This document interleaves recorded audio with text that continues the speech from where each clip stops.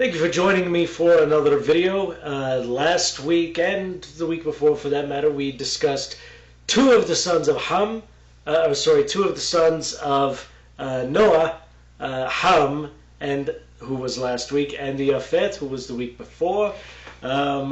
This week we're going to be getting into Shem and his descendants. Now we're not actually going to finish up with, we won't finish all of Shem's descendants down to Abraham. Not this week, that'll be not next week, but the week after, because the genealogy is actually split a little bit with the Tower of Babel incident in between it, so that's interesting. But we are going to be getting to that, to the full genealogy from Shem to Abraham, or as he was called originally, Avram, and we'll be getting into that not this coming week, but the week after, God willing. So I said last week and the week before, and I'm going to say again this week, just so that everybody's on the same page. The names in this genealogy, we're not sure that they are referring to an individual or the tribe or nation that this individual spawned, but for sure what we're talking about here is the tribe or nation that the individual spawned, as opposed to necessarily just that individual. We discussed, like, for example, last week, Mitzrayim is it was originally just one tribal group in Egypt. However, later on it came to mean the entire Egyptian, well, even today it means all of Egypt. So it came to mean the entire Egyptian citizenry, if you will.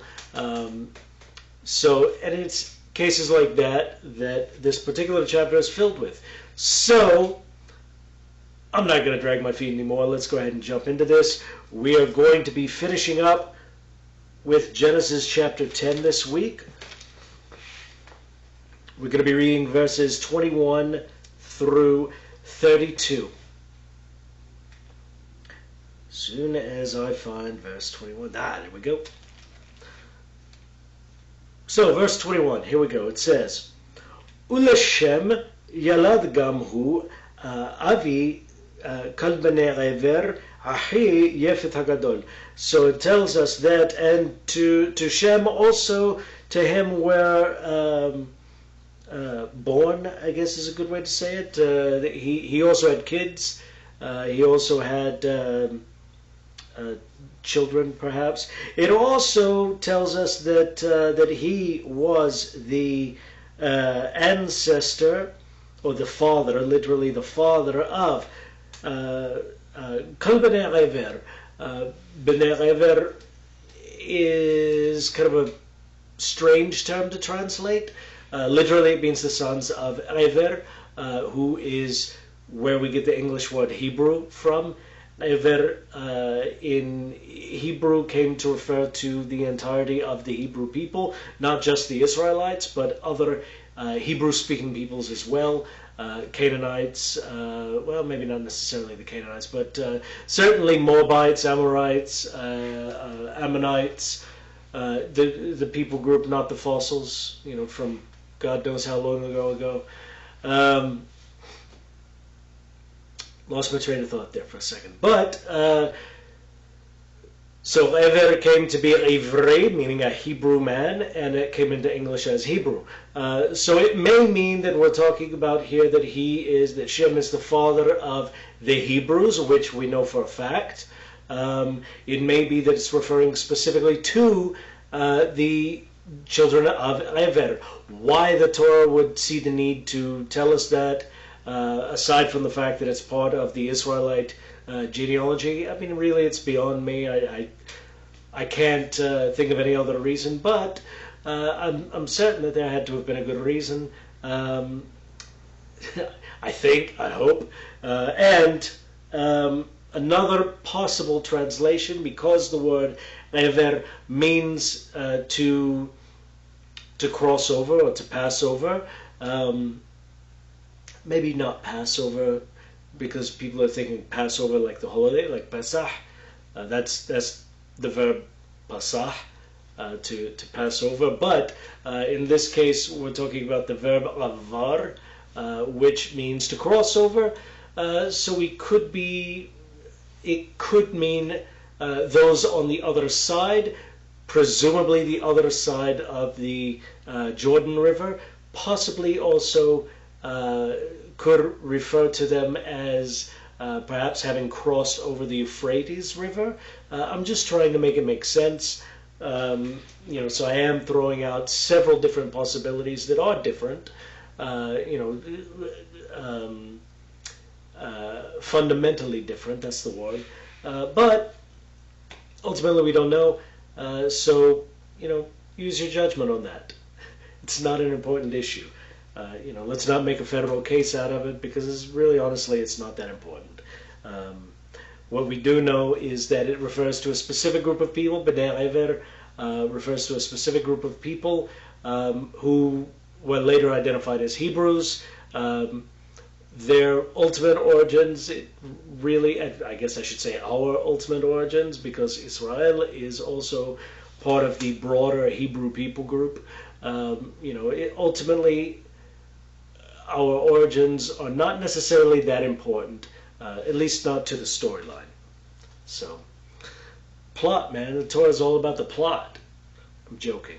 It's not, actually. There are a lot of times where it completely it'll tell you something and then just pretend it never told it to you. So, back into verse... so it tells us that at the end of verse 21, it tells us that... And this is really strange. It says that Shem was the ancestor of those who were these Bnei Ever, perhaps those on the other side of the river, perhaps it just means the Hebrews in general. But then it goes on to tell us that he was the brother of Yefeth Hagadol. Yefeth, and this is one of the cases where there is some disagreement as to the order of their birth. One opinion is that Yefeth is the elder brother. He's the oldest of the three of them. The other opinion is that Shem is the elder brother of the three of them. We don't know, ultimately. But ultimately, it's not that big of a deal. Okay. Verse 22, Bnei Shem, the children of Shem, or the sons of Shem, or perhaps even the descendants of Shem, whichever you prefer to use. Elam, wa Ashur, wa Arpachshad, wa Lud, wa Aram. So it tells us that the children, or the offspring, or descendants, sons, whatever the case may be, of Shem were Elam, and Ashur, and Arpachshad, and Lud, and Aram. And again, like last week and the week before, we're going to get into where they lived later, after I finish reading.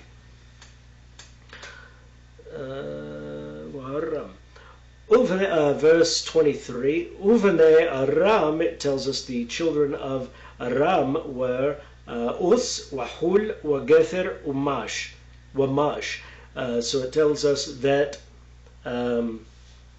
the children, the sons of Aram were Us and Hul and Gether and Mash. Really kind of an interesting name, that, Mash. I don't know, man. It's just an interesting name. It reminds me of a mosh pit. Arpachshad, and Arpachshad, Yalad et Shalah, with Shelah, sorry, Washelah Yalad et Iver. So it tells us that Arpachshad, he fathered Shelah, and Shelah, he fathered Iver. Ul Iver, and to Iver, Yulad Shnevanim, he had two sons. Shem ha'achad, the name of the one, Peleg, was Peleg. Ki bayamim niflega ha'aris, because the earth was split, it was divided, or the land was divided, perhaps. Was Shem Achiu, and the name of his brother Yoktan. So Yoktan was the brother of Peleg. Yoktan, that tells us about Yoktan's children here. Yalad eth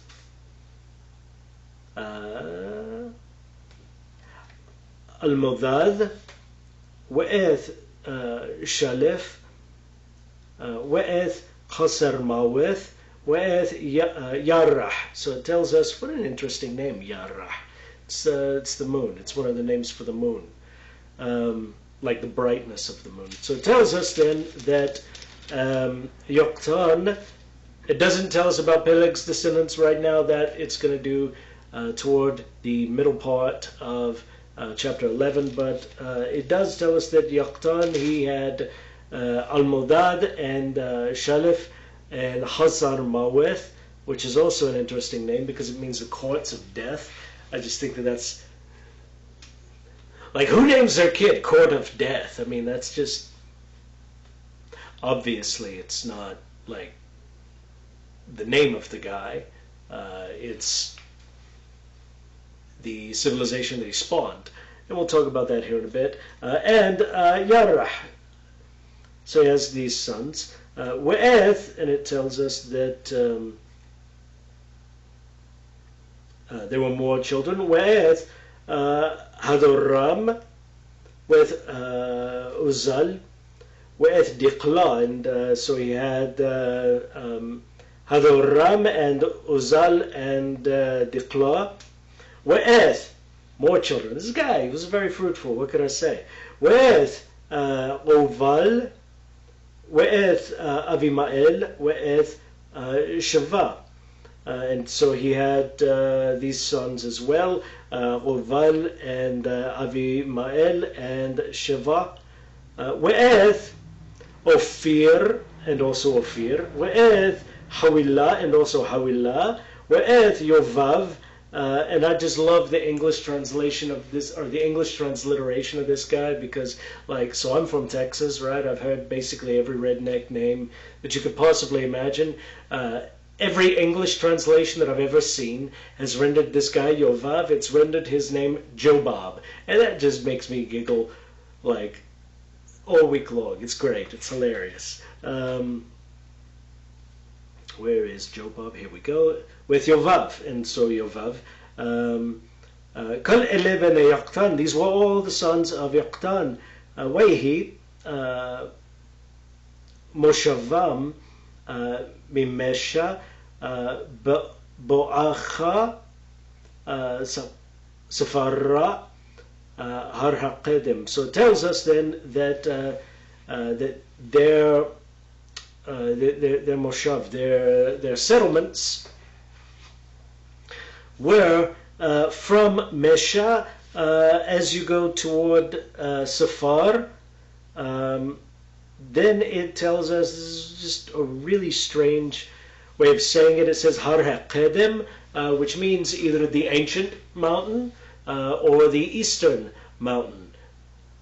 Again, we don't know which one, but I would assume, since the majority of these mountains are probably older than the people, I would assume that ancient mountain is probably not what's intended. It's probably the eastern mountain, which inspires the question of which eastern mountain. Safar is associated with it. This is verse 32, the final verse. No, this is verse 31. It says, Ele b'nei Shem lemishpochotam lelishonam be'arsotham lagoyehem. So it tells us that these are the sons, or the offspring, the descendants of Shem, by their families, by their tongue, their languages, and in their lands, by their nations. Then, now we could say this is verse 32. It says, Elle mishpachot b'nei Noach לתולדותם בגוייהם ומאלה נפרדו הגויים בארץ אחר המבול. So it tells us that these were the families of the children of Noah according to their, let's translate this one as generations, in their nations, and it tells us that that they were separated, that they filled the earth, that they separated and filled the earth by their nations, in the nations, or the nations of the earth, Ahar HaMabul, after the flood. And I'm going to leave my glasses on for this video as well, because I will be, again, relying on my notes very heavily. So there is, really honestly, there's a lot going on there. We're going to talk about where these people settled, and then I'm just going to throw out a couple extra thoughts that I had, and then we'll close the video. So, maybe, 10-15 more minutes, he said, hopingly. So, very first one that the text mentions, after Rever, where it mentions Rever and Shem. After that, the first son of Shem that it mentions is Elam. This is going to be the Elamite people who currently they don't exist, but they lived in Iran, in the regions of the modern day provinces of Elam and Khuzestan. I hope I said that last one right. So we're talking about, this is going to be toward the southwestern side of Iran.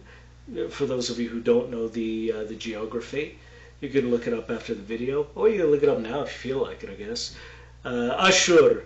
So we mentioned last week that he left Nimrod's kingdom. It's not meant to say that he was a descendant of Nimrod. What it does mean to say, though, is that Nimrod ruled over the area that Ashur lived in, and then Ashur, he got out of town. He left, and he came to inhabit, to settle down in what became Assyria, the Assyrian Empire, which is in modern Syria and Iraq. Obviously, at the time, it was probably just called Eretz Ashur, the land of Ashur. I don't know. This is so long ago. Who knows what the names of these countries were? Who knows if they had official countries in the sense that we think of them today, right? Arpachshad, right? So Josephus identifies him with the Chaldeans. So these are, which is a Babylonian people, puts them in Iraq. But there are earlier Jewish traditions that identify him with the city of Urfa-Kasid, which Arpachshad and Urfa-Kasid, they don't sound very similar unless you read Hebrew, in which case they're actually spelled identically. And I think that's interesting. I think that that's a solid identification, probably. That's the modern city of Urfa in Turkey. It used to be called, at one point it was called Edessa. Lud, the other son of Shem, another son of Shem, I should say. Most scholars associate that with Lydia, which is in Turkey.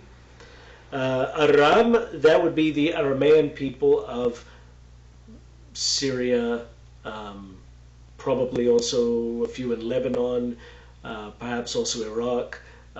Just that general Levantine region, the Levantine Mesopotamian region. We're talking about Aramaic-speaking peoples. Okay, how do we come to the conclusion that these are Aramaic-speaking? Well, because they're part of a nation called Aram. which is literally where we get the word Aramaic. So Aram had Uz, listed as his firstborn. Josephus credits him with founding the city of Damascus in Syria. Given how old Damascus is, the fact that it's mentioned multiple times in the Tanakh, and in fact it's also going to be mentioned in the book of Genesis in the time of Abraham. I think that's, it's at the very least it's plausible. Okay, I can't say for certain because obviously I wasn't there, so I don't know. But neither do you, because you weren't there either. So unless you're a time traveler, and if you are, please let me know. There are many things I want to go back and see. Giving of the Torah at Mount Sinai, that's one of the ones that I want to see. So if you're a time traveler, please come find me. Hul. So Josephus credits him with founding Armenia, which is a country. Obviously, it's not referring to the country in the sense that we know it today, but probably that general region, probably civilization in that general region. This is a Caucasian country, meaning it's in the Caucasus Mountains, right at the intersection of Europe and Asia. Okay, right around the Black Sea region. For those of you who are familiar with that area. Gether. Josephus, this is really interesting, just really interesting to me. Josephus identifies Gether as the ancestor of the Bactrians. Okay, Bactria is in Afghanistan. Okay, I'm not opposed to him being there, but that's way over there, man. It's crazy over there. That's even further east than Iran, for those of you who are keeping track. However, there are some Christian writers, obviously writing after Josephus, who identify Gether as the ancestor of a couple of Greek tribes from mainland Greece. So we're talking, Athens, Sparta, that region, that part of Greece, right? Which is a fantastic history there. None of it is good. None of the history there is good. But it's really exciting, very interesting, in a nighttime television sort of way. Primetime television, I'd sit there and I'd watch the history of Greece. I'd watch that. Nobody does that anymore. Where are all the good documentary series, docu-series, plural of documentary series. There we go. We'll stick with that one. And Mosh! Mosh, so Jewish traditions don't really say much about him. However, there is an Arabic tradition that says that his descendants intermarried with the descendants of Ashur, which I don't know how we would verify that, but one thing that we can understand from that is that they probably were relatively close to Ashur's descendants, meaning the two groups probably did intermarry at some point, and they probably formed the nucleus of what would become the Assyrian Empire. There is also the possibility there were two Arams, two countries called Aram back then, so it's possible that perhaps Ashur was just outside of the Aram countries, whereas perhaps Mash was, I guess it would be the easternmost of the two, and they, as Ashur grew, they just sort of intermarried, they became one people, and neither of them are still around today, so it doesn't really matter too much, but they would have formed a new people group. So Arpachshad had Shelah, right? So Shelah, Jewish tradition really doesn't tell us much about him at all. But it's reasonable to assume that he probably didn't go very far away from loud vehicles out here, man. He probably didn't go much further away from his parent population. So the Arpachshadim, the I don't know, the Arpachshadites. It's just a hard thing to say, man. I heard one time. I heard this Southern Baptist preacher called Arpachshad. He called him Erfaxet or something like that, and I lost it, man. I couldn't hold back the laughter. It was hysterical. Arphaxet, huh? Way to go there, buddy. So yeah, we're not really sure where Shelah settled, but it's reasonable to assume that he stayed close by Arpachshad.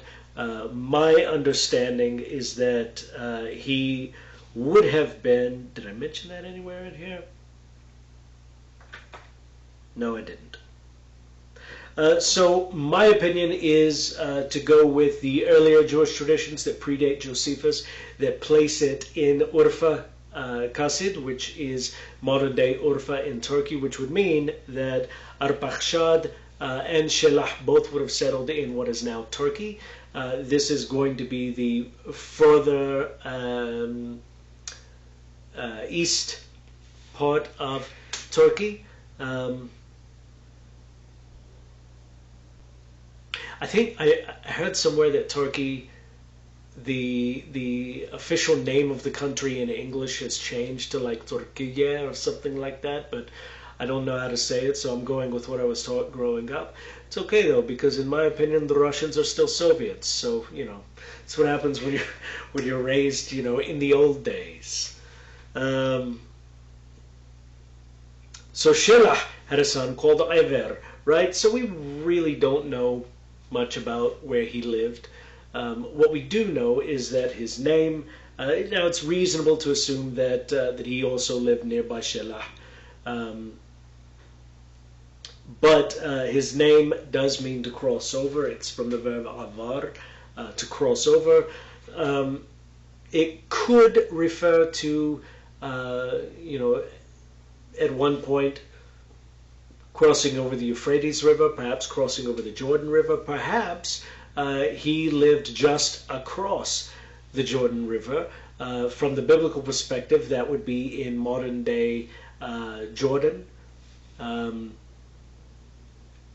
I don't know about that, but, several different possibilities. I enjoy having multiple possibilities because if one is wrong, okay, so, there are several other possibilities, right? Now, he is the ancestor of Israel. He's the ancestor of the Ishmaelites. He's the ancestor of the other sons of Abraham who he had with Keturah, which, if you're not familiar with that, you're going to learn about it. And that is the broader, what I'm calling the broader Hebrew people. Okay, these are Hebrew-speaking groups. These are people who had the same general culture. Now, the Canaanites, it's true that a lot of the Canaanites did speak Hebrew. In fact, Hebrew, the modern Hebrew language, is considered to be a Canaanite language, which is fine. I mean, it originated in the land of Canaan, right?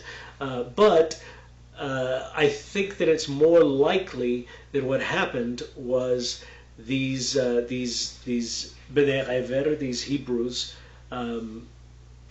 probably had a linguistic impact on the Canaanites. Perhaps they subjugated them at one point. We do know that they were really ruthless in battle. The Tanakh testifies to that. They were conquerors. They were mercenaries. Okay, let's be honest. King David, the 600 men who were with him, you think they were all Jews? No. They were mercenaries. Not that a Jew can't be a mercenary, just that, the people groups who had a reputation for being mercenaries back then, the Hebrews were like, you wanted a Hebrew mercenary because those were the guys, Now, who that includes in the broader scheme of things, I don't know. Perhaps Akkadians, perhaps Moabites, perhaps certainly Israelites and Ishmaelites, but perhaps other groups as well. So at Ever, he has 2 sons. He had Peleg. Now, Jewish tradition doesn't tell us where he lived, right? However, we could assume he probably lived nearby his parent population, right? His father, in this case, in the Torah's wording. The Torah tells us that the earth was divided in his days. There are 2 major schools of thought on that. One of them, if you fall into the young earth creationist camp, one possibility for you, I guess, would be that the continents were dividing. Why that would be mentioned here is beyond me, because it's totally irrelevant. Oh, and the continents were drifting apart, so the earth was divided. Makes no sense to me. I tend to side with the more reasonable assumption that we're talking about political divisions here. We're talking about, the birth of the first nation states or city-states in the Middle East. We're talking about the origins of tribal nationalism. We're talking about the foundations of the very first countries. Okay, all of that happened in the days of Peleg, the Torah tells us. Does it mean all over the whole earth? Well, no, not necessarily. Perhaps, but not necessarily. So I take it to mean, just so that you're aware of what I choose to believe on this, I take it to mean that it's a political division. These are the births of the first countries, right? So Yaqtan, his brother, the brother of Peleg, the son of Ever, his descendants, we know where they settled. They went to the Arabian Peninsula. Today, that's the countries of Saudi Arabia, Oman, Yemen. There are a couple more on that landmass there. Bahrain, I think, is on that landmass. So there are. Actually, I think Bahrain is an island off the coast of it, but that's not terribly relevant. So we know where Yaqtan's descendants settled, and in fact, the Arabs have a tradition that he founded the Qahtanite Arab tribe, which a lot of, I don't like saying it like this, but these are their words, so I'm going to take it. So a lot of Islamic scholars say that these are pure Arabs. Okay, I don't like saying it that way because that implies racial purity, which they may very well have been into. We do know that historically, and this will probably get me kicked off of YouTube, but we know that historically the Arabs, the Arabic tribes, were quite racist like that. They still are in many parts of the world. You don't find it in the West, but you absolutely will find it all over the Middle East. That's enough to make the leftists, want to reconsider things. So they pay not attention. They don't pay attention to that, So Yaqtan, he had Al-Madad, who also lived in the Arabian Peninsula. Shelef, he also the Arabian Peninsula. Hasar Maweth, whose name, I love his name, it means court of death, or I guess death court is also kind of an acceptable translation, but it sounds more biblical when you say court of death. So he's associated with the Hadramaut region of modern Yemen, Oman, and Saudi Arabia. Now you should know Hadramaut is the Arabic translation of Hasarmaweth. Okay, it's the exact same name in both languages. It means court of death. Interesting stuff, right? Yerah, he lived south of Sana'a in modern Yemen. Uzal lived in, he's credited, at least by some Arabic scholars, with founding Sana'a, which is, I believe it's actually the capital of Yemen. Diqla he lived in the southern Arabian Peninsula, which makes sense, right? Oval was on the Arabian Peninsula, but from what I understand, more to the north. Avimael was also the Arabian Peninsula. Are you picking up on a theme here? Okay, Yaqtan, his descendants were all in the Arabian Peninsula, with a couple interesting exceptions that I'm about to mention. Shiva, or I think in English he's called Sheba. There was an Arabian kingdom there in Yemen called Saba. It was also called Sheba, and it also controlled parts of Africa, specifically in Ethiopia and Eritrea, the modern countries, Ethiopia and Eritrea. We talked about him last week as well. But we're talking about him this week. Last week he was a descendant of Ham. This week he's a descendant of Shem. Wonder why that is. We'll get into that in just a few minutes. Ophir. Okay, this is good. This is good. There have been quite a few possible locations for where Ophir lived, and the reason behind that is Ophir later traded with the kingdom of Israel under the rulership of Solomon, King Solomon, okay, the son of David. So it was a very important and very wealthy kingdom. Candidates for Ophir. You guys are probably going to like just how varied it is. Include India, Malaysia, Sumatra, Sri Lanka, several different places in Africa, the Ryukyu Islands of Japan, that's a fun one, Australia, New Zealand, the U.S. state of California, and Peru. Notably, here's where it gets really fun. Notably, in 1976, the United States Department of the Interior claimed that it had solid evidence that Ophir is Ma'ad al-Dahab in Saudi Arabia.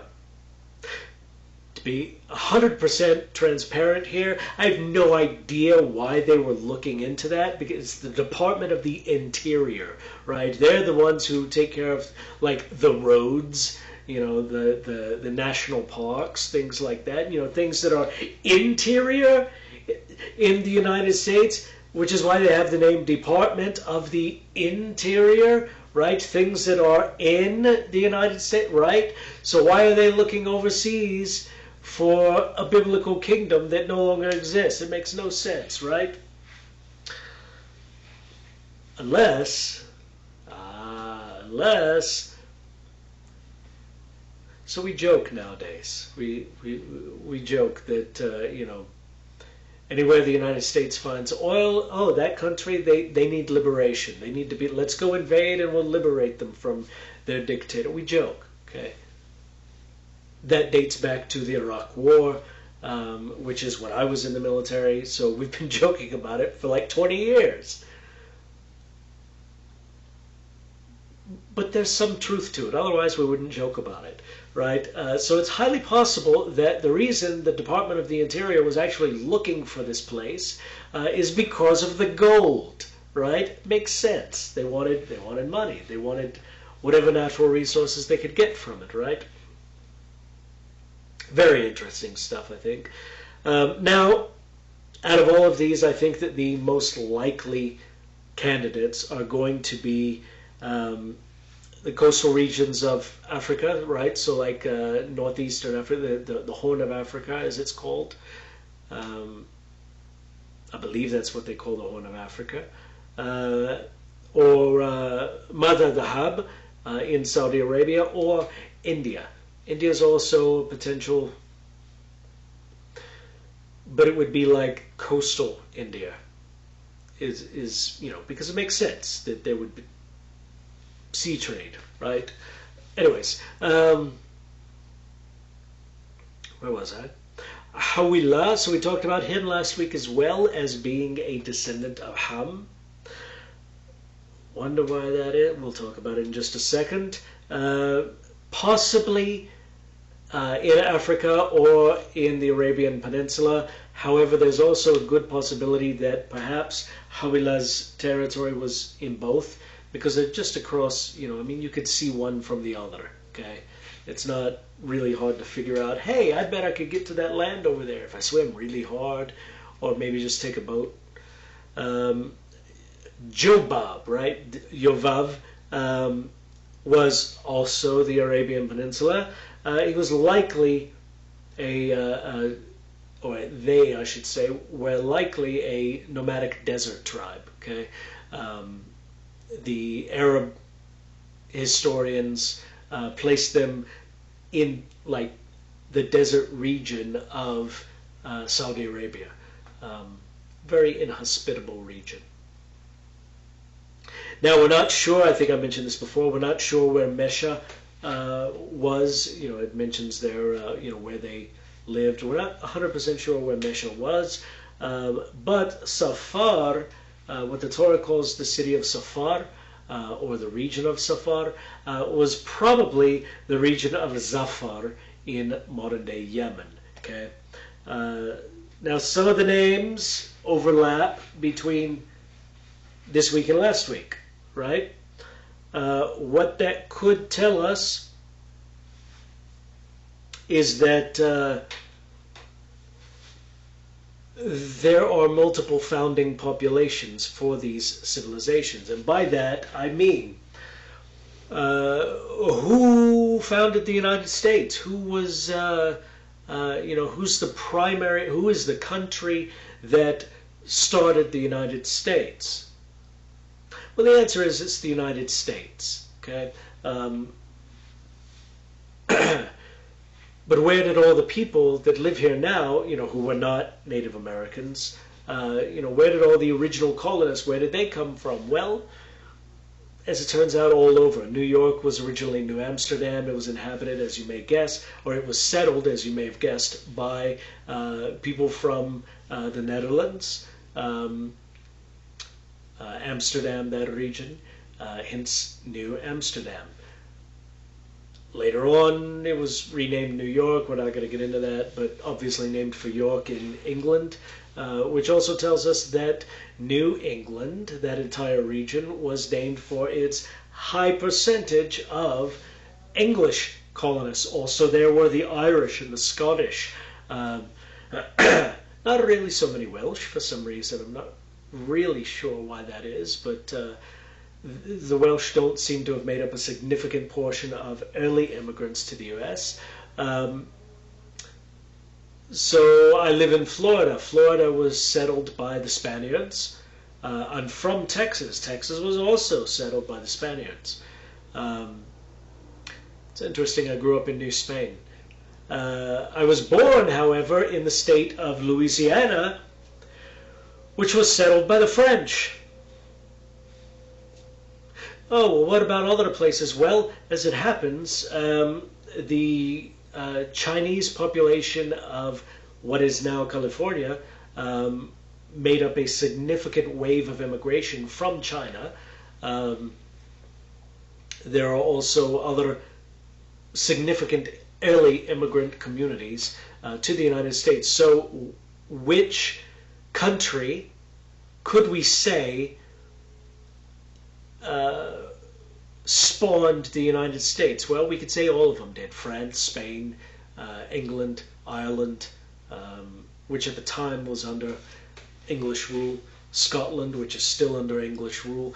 Ooh, some Scotsman's going to hate me for that. But you know what, it is what it is. I apologize if that's offensive. Maybe leave the UK. Oh man, that's really going to spark trouble. China, we could say, France, we could say, Amsterdam, we could say, all contributed to the founding of the United States. And the same thing we could see with, Ham's descendants and Shem's descendants. Both showed up to the region and formed this new country. Perhaps they intermarried. I assume they did, because that's what people do. And they founded this new civilization. Hawilah is a combination of Semitic and Hamitic groups coming together. The same thing with Shiva. The same thing. You're going to see that pop up several times all throughout Scripture. Okay, that's just the way that it is, and it really captures the human experience, in my opinion, because that's exactly what we do. You look at, no, we won't go into any more examples. Okay, the United States is a good enough example. Because everybody here came from everywhere else. It's great. Ultimately, even the Native Americans are not actually from America. They just became a people here. They became a distinct nation here, right? Or several distinct nations, I should say. Very interesting history there. But if you happen to enjoy that sort of thing. But you're going to notice that there is a general theme. Okay, if you're a linguist, even an amateur one like myself, you're going to notice that there is a general theme in where everybody settled. You're going to notice that his descendants generally settled Eurasia, right? The Caucasus, Turkey, Greece, further north. You're going to notice that in general, and also major parts of not anymore, Iran. So these are, in general, Indo-European speaking people groups. The descendants of Ham settled, generally speaking, settled in Africa, giving rise to what was eventually called the Hamitic languages. These are languages like the Nile Kush languages, the Berber language, all these other languages in northern Africa that are all connected to it. Now, Africa also has a lot of Semitic languages. The Gez language of Ethiopia and Eritrea, for example, is a Semitic language. So it is related to Hebrew and Arabic. That probably comes, in all honesty, it probably comes from the influence of Arab traders. Okay, that's just, and possibly also Jewish traders, or Israelite traders, I should say. Possibly also Ishmaelite traders. It stands to reason that, since languages generally take influence from other languages, that perhaps some people settled there and kept speaking the native language, but adopted parts from the local languages, like, for example, in American English, we have the word moccasin. Now, the word moccasin, I think that people in Australia and the UK, and the rest of the English-speaking world, I think that people who are more knowledgeable and would understand that a moccasin is a leather shoe that's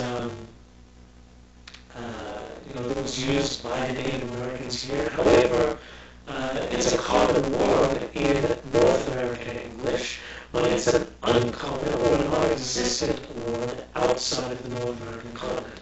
Well, the reason for that is because we inherit the word from the natives. Okay? By we, I mean obviously people long before us inherited the word from the Native Americans, right?